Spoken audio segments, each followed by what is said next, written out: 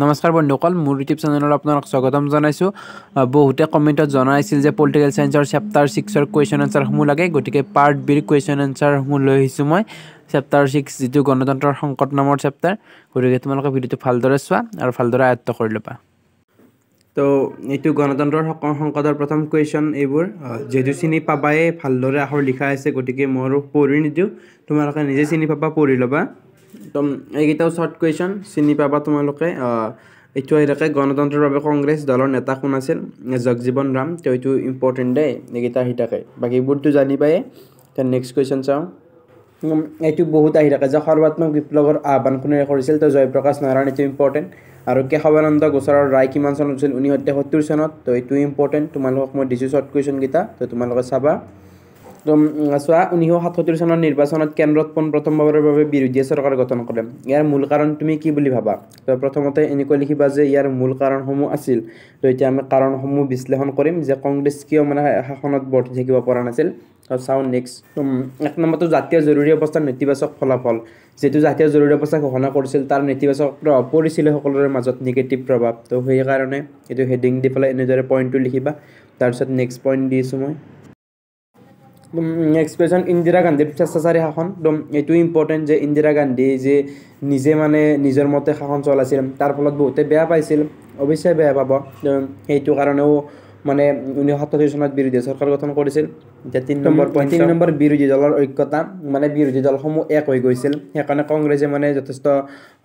প্ৰত্যাহ্বানৰ সন্মুখীন হৈছিল আৰু হাৰিছিল এইটো 3 নম্বৰ লিখিবা তে 4 নম্বৰ চাও নেক্সট পইণ্ট কংগ্ৰেছ দলৰ সাংগঠনিক দুৰ্বলতা মানে যেহেতু বহুত ভ্ৰষ্টাচাৰী আছিল বা বহুতে কৰাপচনত লিপ্ত হৈছিল তো সেই কাৰণে বহুত মানুহে বেয়া পাইছিল আৰু তেওঁলোকক শাসনৰ পৰা উফৰাই দিছিল তো এইটো লিখিবা এইটো কোৱেশ্চনৰ লাষ্টখিনি এইখিনি গতিকেখিনি লিখিবা দেন নেক্সট কোৱেশ্চন চাও যে 1975 চনত চৰকাৰে জৰুৰীকালীন অৱস্থা ঘোষণা কৰাৰ কাৰণসমূহ কি আছিল তো কিয় ঘোষণা কৰিছিল তো এইটো ইম্পৰ্টেন্ট কোৱেশ্চন মই দিছো প্ৰথমতে লিখিবা যে কিমান নং অনুচ্ছেদ অনুসৰি জাতীয় জৰুৰীকালীন অৱস্থা ঘোষণা কৰা হয় তো এইটো বহুত ইম্পৰ্টেন্ট তোমালোকৰ এক নম্বৰে আহি যাব পাৰে আৰু ইয়াৰ কাৰণসমূহ কি আছিল তলত আলোচনা কৰা হ'ল এনেকৈ দি ফেলে লিখিবা এতিয়া কাৰণসমূহ আমি চাম তো প্ৰথম কাৰণ অৰ্থনৈতিক কাৰণ আৰু এইটো অলপ দীঘলকৈ লিখিব লাগিব যে গৰিবী হটাও যে তেও মানে স্লোগান লৈছিল তাৰ ফলত কি পৰিৱৰ্তন হৈছিল আৰু নেক্সট পেৰাগ্ৰাফ আছে মই দিছো অৰ্থনৈতিক কাৰণৰ ভিতৰতে এইটো পেৰাগ্ৰাফ লিখিব লাগিব নেক্সট পেৰাগ্ৰাফ তোমালোকে ভালদৰে চিনি পাবাই আখৰবোৰ আছে ভালদৰে এতিয়া নেক্সট চাও তাৰ পিছত এতিয়া এইটো পেৰাগ্ৰাফ লিখিব লাগিব অৰ্থনৈতিক কাৰণৰ ভিতৰত লাষ্ট পেৰাগ্ৰাফ আৰু এইটো লিখাৰ পিছত আমি এতিয়া 2 নম্বৰ পইণ্টসমূহ চাম কি আছে তো 2 নম্বৰ কাৰণ গুজৰাট আৰু বিহাৰৰ আন্দোলন যে গুজৰাট আৰু বিহাৰতে সময়ত আন্দোলন হৈছিল আৰু চৰকাৰৰ ওপৰত বিৰূপ প্ৰভাৱ পৰিছিল তো এইখিনি আছিল এইখিনিও লিখি দিবা তোমালোকে লাষ্ট পেৰাগ্ৰাফ তো ইম্পৰ্টেন্ট তো 3 নম্বৰ 1974 চনৰ ৰেল ধৰ্মঘট তো এইটো ইম্পৰ্টেন্ট কাৰণ এইটোৰ ফলতো চৰকাৰৰ ওপৰত বিৰূপ প্ৰভাৱ পৰিছিল তো সেইবাবে এইটো ইম্পৰ্টেন্ট তো এইটো তোমালোকে লিখিবা এতিয়া 4 নম্বৰ পইণ্ট চাও আমি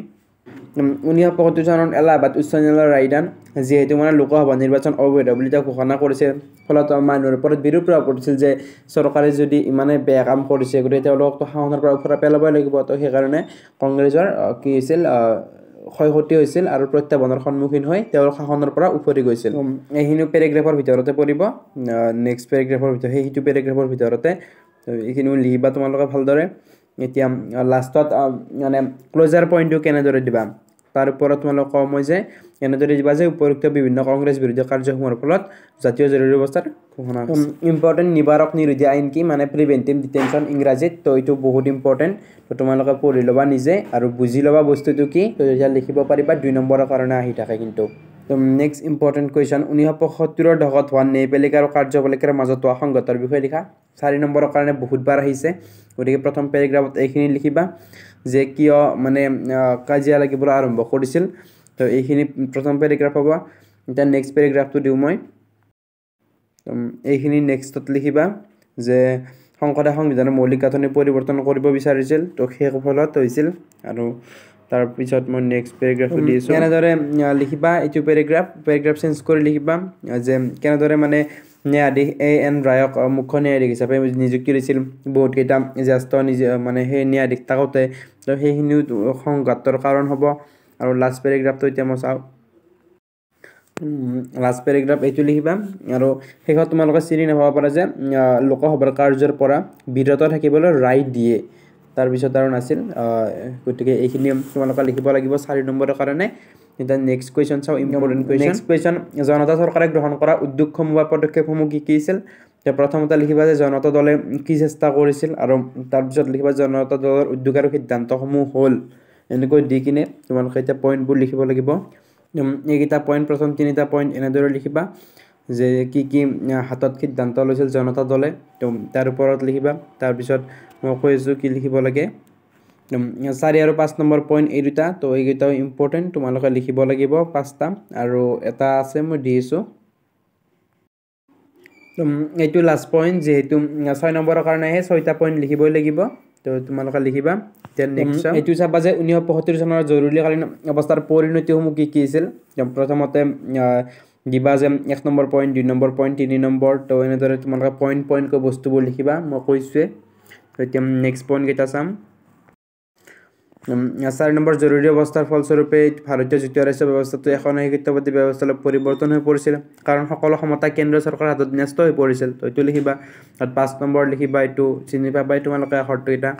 এতিয়া নেক্সট আছে নে চাওঁ আৰু 6 নম্বৰ পইণ্ট তো 6টা পইণ্ট আহিব 6 নম্বৰৰ কাৰণে গতিকে 6টা লিখিব লাগিব এটা ইম্পৰ্টেণ্ট এতিয়া চাওঁ আৰু বেলেগ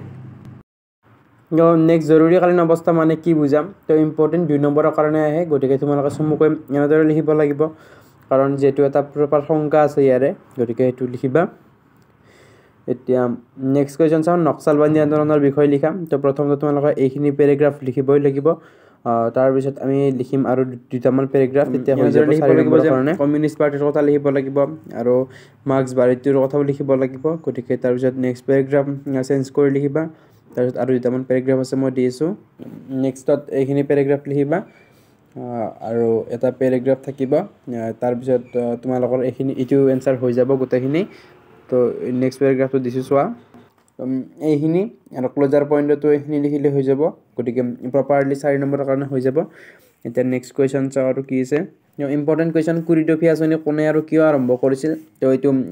বহুত ইম্পৰ্টেণ্ট 2 নম্বৰৰ কাৰণে সেই 2023তো আহিছিল আৰু 2019তো আহিছিল গতিকে তোমালোকে লিখিবা এতিয়া নেক্সটটো চাওঁ আৰু লাষ্ট কুৱেশ্যন এইটো 1975 চনৰ জৰুৰীকালীন অৱস্থাৰ সময়ত দুজন প্ৰতিবাদী সাংবাদিকৰ নাম লিখাম এইটো বহুত ইম্পৰ্টেণ্ট ভিতৰৰ কুৱেশ্যন মই দিছোঁ 2 নম্বৰৰ কাৰণে আহে আৰু আজিলৈ ভিডিঅ'টো এইখিনি আছিল যদি ভিডিঅ'টো ভাল পালা তো লাইক কৰি দিবা কমেণ্টত জনাবা আৰু কি প্ৰয়োজন হৈছে আৰু চেনেলটো প্লিজ ছাবস্ক্ৰাইব কৰি দিবা আৰু নিজৰ বন্ধুসকলৰ লগত শ্বেয়াৰ কৰিবা